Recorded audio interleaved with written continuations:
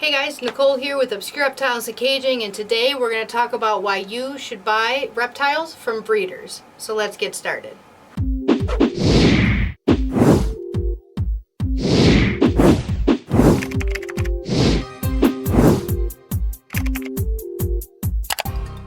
Hey guys, so today we're talking about why you should buy your reptiles from breeders rather than going to a pet store or somebody who just has, one or two snakes every so often.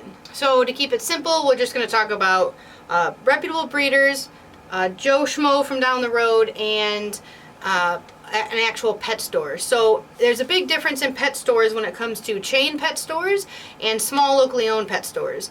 Most small locally owned pet stores actually buy locally, they actually support local breeders, and they tend to care a little bit more about their animals. Not saying anything against the big pet stores, but the big pet stores tend to just get animals, like for example, if you ask where did this gecko come from, where's his ball python, what's the exact morph, they just tend to say things like a variety of morphs. They won't tell you anything about the parents, the genetics, anything, because they don't know. They just get them wholesale from big chains that you don't even know anything about.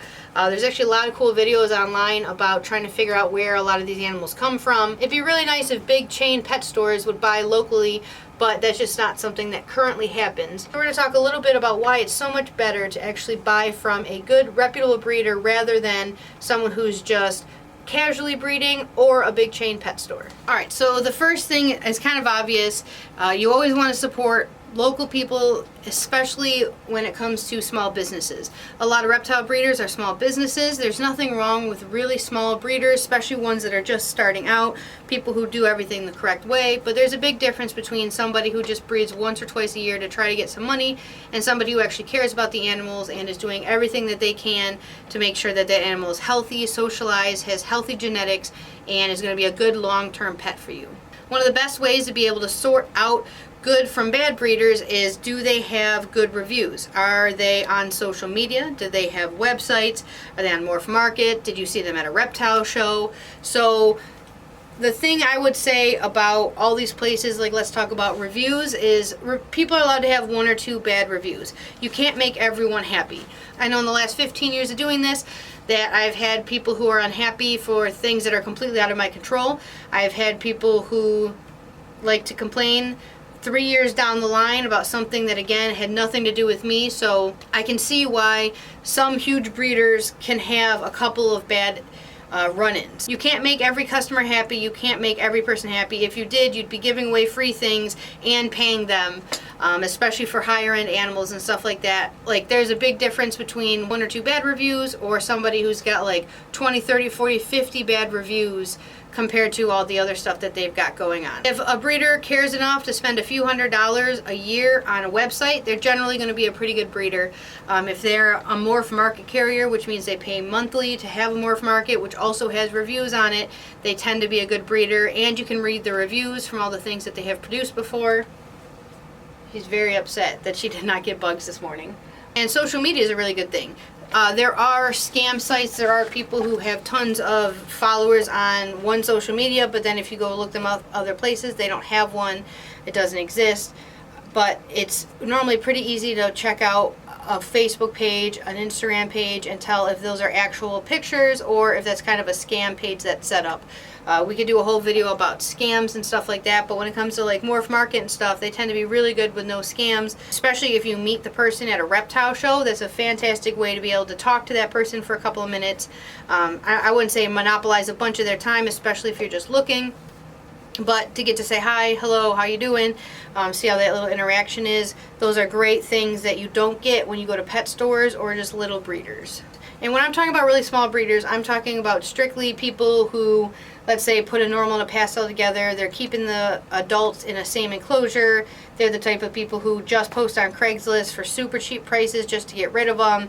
I think we all know the type of people that I'm talking about. I'm not trying to diss on anyone who's just a really small breeder, who's just getting started, who's doing things appropriately, the proper way, caring about the animals, but there are a lot of people out there who don't. My best example for you guys is, let's say I'm selling something for $200, but Joe from down the street is selling it for $100. Again, they have no social media, they have no, let's say, good customer service skills like we try to do here, and they go and they get the animal from that person. 9 times out of 10, that person is still going to message me again in a couple of days or weeks and start asking me questions on how to take care of that person's snake. They're going to ask me genetic questions, all these things that I won't be able to answer because you didn't get that animal from me. I can recommend different videos we've made for you guys to watch, but if I did not produce a morph, I cannot tell you for sure what it is. I give you good guesses, but I did not produce that snake. I cannot tell you what its parents were. I can't tell you the age of it. I can't tell you how big it was when it hatched, the grams. So when you're buying from somebody, sometimes a little bit more goes a long way. If you buy a snake from a pet store and then 4 years later you breed it and you have no idea what 3 of the babies are that it produced, and then you go to the pet store, they're going to have nothing to do with you. No matter what kind of pet store it is, they're not going to have anything to do with you. And same with the guy down the street. He might not even be breeding anymore, or he might not even remember.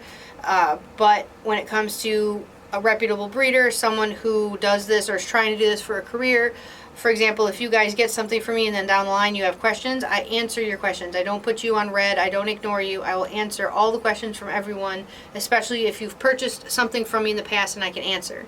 But when people purchase, let's say, something that was $50 cheaper than my animal, but then they try to ask me why their snake isn't eating, a lot of times it was because of where it came from. It was because of how they fed it. It was because of the enclosure or care that the other person gave that animal.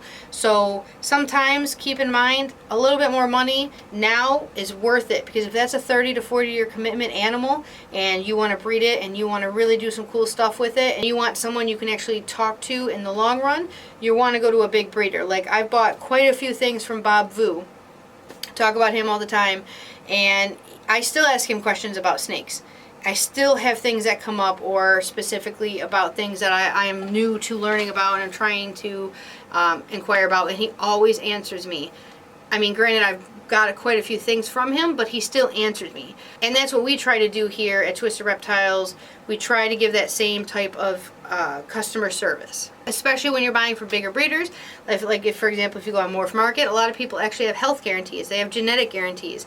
They have gender guarantees. You're not going to get that most time at pet stores. They don't know what the gender is. The benefit of a breeder like here, Twisted Reptiles, we are like a one-stop shop.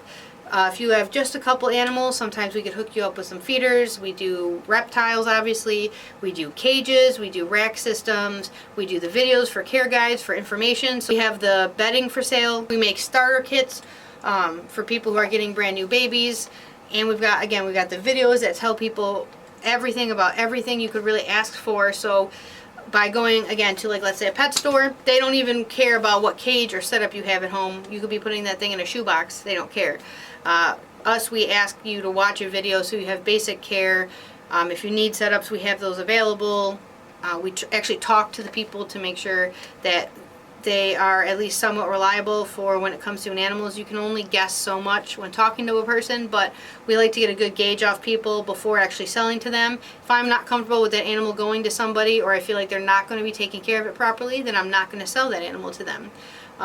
I want to make sure that my animals are going to safe homes where they're going to be treated properly, where they're going to get proper care, and they're going to live a good 30-40 life. They're going to tend to give you a little bit better customer service, a little bit of better care and support throughout the life of the snake that you have, throughout questions that you come back with. There's nothing more frustrating than somebody buying 50 snakes from someone else and then coming to me asking if I can tell the genetics of 30 different snakes, when I don't know. They didn't come from me. I can't guarantee anything. I don't have a leg to stand on for that, because, again, I didn't produce it. I don't know where they came from, or if they're having issues eating, stuff like that. I can give you tips and pointers. We make videos on how to help, all that kind of stuff, but it really relies on where you got that animal, what was taken care of before you got it.